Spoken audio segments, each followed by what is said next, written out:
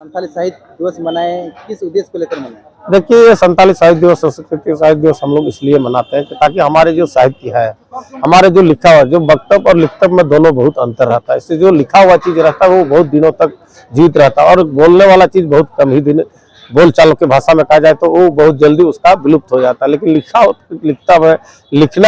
हुआ चीज को बहुत दिनों तक मतलब आजीवन काल तक वो जीवित रहता है। तो इसी अपना संस्कृति के संबंध जितने भी इस 40वां संस्कृति संताली साहित्य दिवस के शुभ अवसर में हम लोगों ने उसी को याद करते हुए उन परंपरा को हम लोग ने जीवित रखने के लिए प्रयास करते हैं। और हम लोग उम्मीद करते हैं कि इसमें सारे जितने भी नए जनरेशन है या नया नया गांव शहर में रहने वाले हमारे जैसे नौजवान हो, छात्र हो, छात्राएं हो या फिर कई ऐसे यहाँ के प्रबुद्ध लोग हैं, उन लोगों को ये जानकारी का हासिल करना चाहिए। लेकिन दुर्भाग्य है कि हमारे संथाल परगना बहुल क्षेत्र होने के बावजूद भी हमारे संथाल समुदाय के लोग इस चीज से कहीं ना कहीं बहुत दूर पीछे रह रहे हैं। और कारण यही है कि हमारे जैसे यहाँ का लेक्चरर लोग, जो प्रोफेसर लोग हैं, कॉलेजेस के कई डिपार्टमेंट, संथाली डिपार्टमेंट चलता है, तो उन लोगों से भी मेरा उम्मीद रहता है कि भाई उन लोग भी आकर के कम से कम अपने बातों को रखें ताकि उन लोगों से हमारे समाज तक उसका मैसेज जाए और किस तरह से हमारे संस्कृति को बचाया जाए, किस तरह से रखा जाए, जो उसको सुरक्षित किया जाए।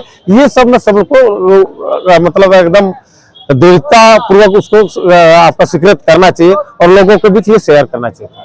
आज जो आप लोग साहित्य दिवस मनाए, तो कौन कौन चीफ गेस्ट आया था और क्या संदेश देके गए? देखिए, इसमें हमारे कई चीफ गेस्ट को हम लोगों ने आमंत्रित किया था, कई यहाँ के पूरा दुमका जिला के जिला प्रशासन को हम लोगों ने आमंत्रित किया था, प्रबुद्ध लोगों को। लेकिन दुर्भाग्य है कि हमारे पीसी साहब भी आज नहीं रहे। सिर्फ यहाँ के हमारे एसपी कॉलेज के प्रचार के के यादव थे और दो हमारे लेखककार थे जो बहुत ही संथाल का लेखक प्रबुद्ध लोग हैं, जिससे कहा जाए तो चुंडा सरन सिपाही था, भैया हसदा चासा थे और उनके साथ साथ में इस एरिया के जो हमारे मंझीहरा में प्रधान, वो हमारे साथ स्वीकृत किए थे, बहुत ही कम। और इससे तो यही कहते हैं कि हमारे जितने लोग आए थे सारे आदिवासी ही आए थे और उन लोगों को इसमें स्वीकृत करना चाहिए कि दुर्भाग्य रहा कि वो लोग नहीं आया। दादा, यहाँ के जो प्रोफेसर है या पूरा यूनिवर्सिटी अंतर्गत प्रोफेसर है संथाली विभाग के, उसमें एक भी क्यों नहीं आया, जबकि इसी नमक के रोटी मतलब इसी नमक से रोटी खा रहे हैं वो लोग? देखिए हमारी भाषा को देखिए, जिस तरह से केंद्र में हमारे भाषा को 8वीं अनुसूची में उसको जगह दिया गया है और सिर्फ जगह देने से भर किसी नहीं होता है ना। हमारा संस्कृति को, हमारा सभ्यता को हम लोगों को किस तरह से अपने आप में किस तरह सुदृढ़ करना कर सकते हैं, ये सबसे बड़ी बात होती है। सिर्फ हमें जगह मिलने से नहीं, उस पौधा को किस तरह से बड़ा किया जाए, उसको बृहत रूप बनाया जाए ताकि पूरा देश विदेशों में हमारा चर्चाएं हो और हमारी लिखी हुई किताब विदेशों में जिस तरह से पढ़ाया जाए।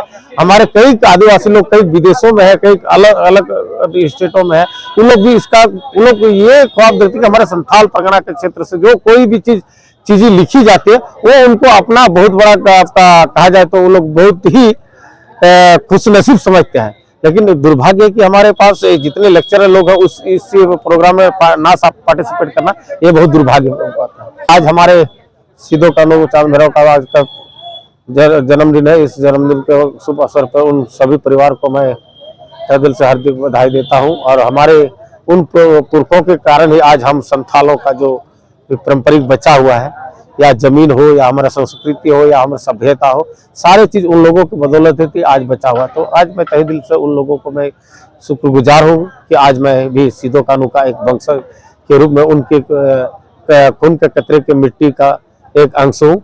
ये मेरे लिए बहुत ही सौभाग्यपूर्ण है।